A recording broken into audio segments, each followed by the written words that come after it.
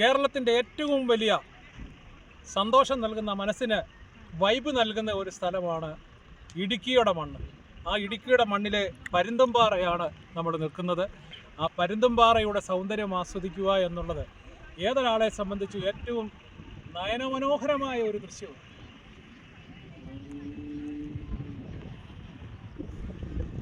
ഈ സ്ഥലത്ത് നിൽക്കുമ്പോഴാണ് നമുക്ക് കിഴക്കിൻ്റെ മുകളിൽ മന്ദമാരുതനടിക്കുന്ന ആ അവസ്ഥയിലാണ് ആകാശത്തിൻ്റെ കുളിർമ നമുക്ക് വളരെ ഭംഗിയായി കാണാൻ കഴിയും. വളരെയധികം ആളുകൾ ആ കുന്നിൻ്റെ മുകളിൽ അങ്ങനെ ഉല്ലസിക്കുന്നത് കാണുന്ന ആ ഒരവസരം, എത്രയോ ആളുകളാണ് ഈ സന്ധ്യാനേരത്ത് ഇത്ര മനോഹരമായ ഈ കാഴ്ച കാണാനായിട്ട് ഇവിടെ വന്ന് നിൽക്കുന്നത്.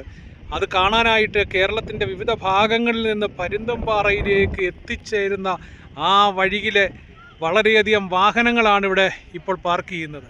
വളരെ മനോഹരമായിട്ടുള്ള ഒരു കാഴ്ച നമുക്കിവിടെ വന്ന് കാണാൻ കഴിയും. അതിൽ ഏറ്റവും സുന്ദരമായിട്ടുള്ള ഈ ഒരു കാഴ്ചയിൽ നമ്മൾ ഇവിടെ കാണുന്ന എല്ലാ ആളുകളും കേരളത്തിൻ്റെ വിവിധ ഭാഗങ്ങളിൽ നിന്നാണ് വരുന്നത്. ഇവിടെ റിസോർട്ടുകളൊക്കെ ഉണ്ട്. ആ റിസോർട്ടുകളിലൊക്കെ നേരത്തെ ബുക്ക് ചെയ്ത് വരുന്നതുകൊണ്ട്, അതല്ലാതെ ഇവിടെ വന്നിട്ടും ബുക്ക് ചെയ്യാൻ കിട്ടുന്ന വളരെ അധികം സ്ഥലങ്ങളാണ് ഇവിടെ ഉള്ളത്. യാതൊരു രീതിയിലുള്ള ഒരു ബുദ്ധിമുട്ടും ഇവിടെ അനുഭവിക്കാനില്ല. ഇനി ഇവിടെ മൊട്ടക്കുന്ന് ഉൾപ്പെടെയുള്ള കുട്ടിക്കാനത്തെ വളരെയധികം ഭംഗിയുള്ള സ്ഥലങ്ങൾ കാണാൻ നമുക്കുണ്ട്. ഇടുക്കിയുടെ എല്ലാ സ്ഥലങ്ങളും അത്ര മനോഹരമാണ്. അത് ഹൈറേഞ്ച് ആവുമ്പോൾ ആ ഹൈറേഞ്ചിൻ്റെ മുകളിൽ വരുമ്പോൾ കിട്ടുന്ന ഫ്രഷായിട്ടുള്ള ആനിയോൺ എന്ന് പറയുന്ന അതിൻ്റെ ആ തണുപ്പോടുകൂടി നമുക്കത് അനുഭവിക്കാൻ കഴിയും. അത്ര നല്ല സുന്ദരമായ തണുപ്പാണ് ഇപ്പോൾ ഉള്ളത്. അത് ആസ്വദിക്കാൻ പറ്റുന്ന രീതിയിൽ ഇത്ര മനോഹരമായിട്ടുള്ള ഒരു സ്ഥലം കേരളത്തിലുണ്ടോ എന്ന് കേരളത്തിലെ മണ്ണിൽ ജനിച്ചു വളർന്നിട്ടുള്ളവർക്ക് പോലും അറിയില്ല എന്നുള്ളതാണ് വാസ്തവം.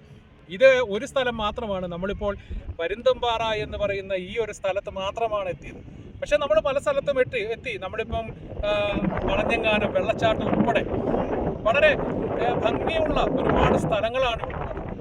എത്രയോ മനോഹരമായി, ഈ മന്ദമാരുതൻ, ഈ കാറ്റടിക്കുമ്പോൾ അതിൻ്റെ ഒരു സുഖം ഒന്ന് വേറെ തന്നെയാണ്.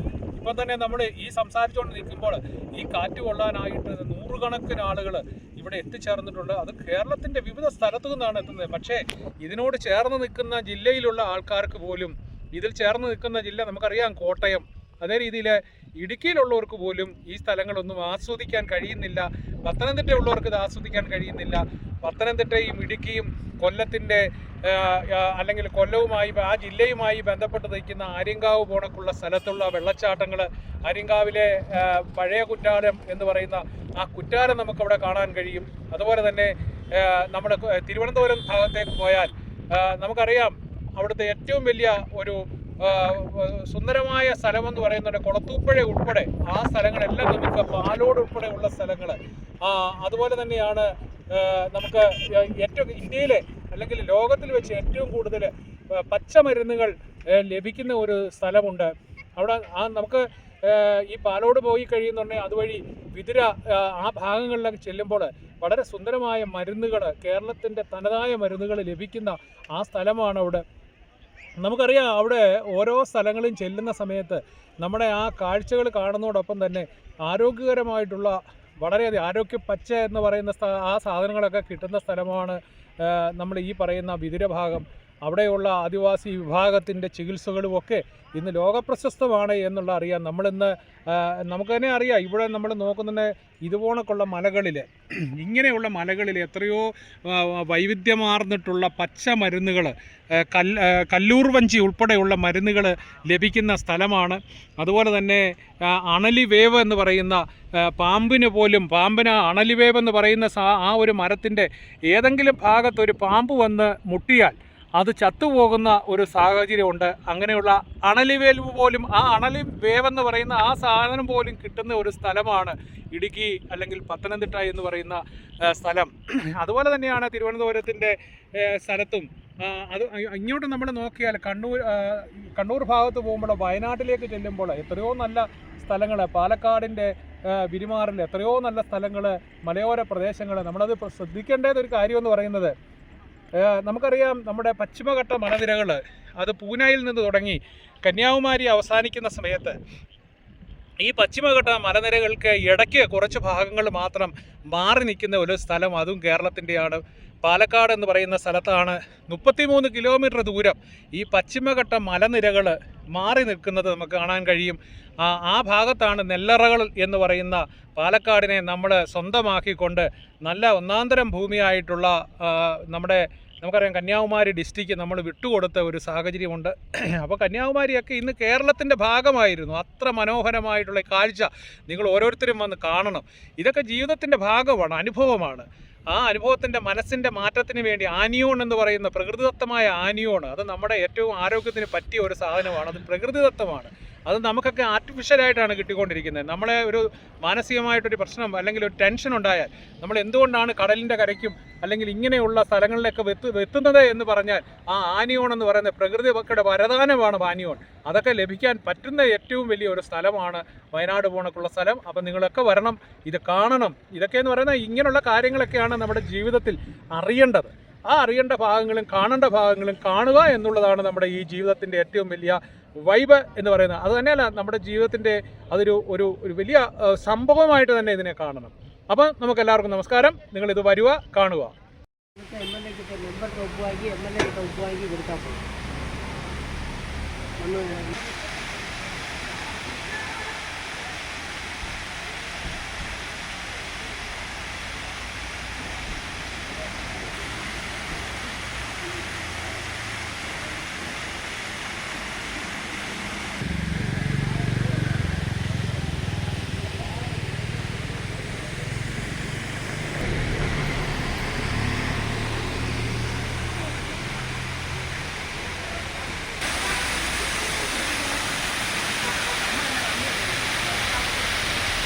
കഴിഞ്ഞ നാട്ടിൽ അല്ലെങ്കിൽ ഭയങ്കര യാത്ര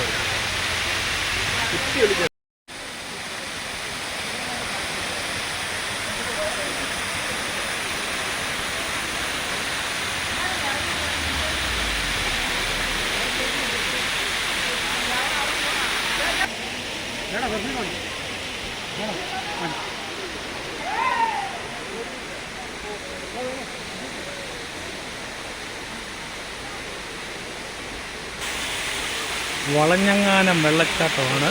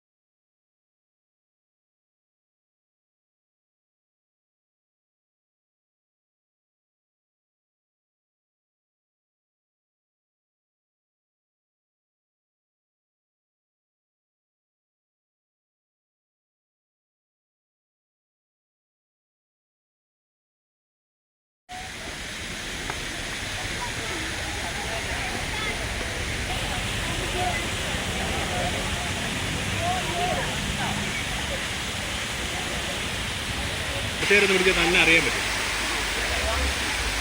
പതുക്കെ വീഴും.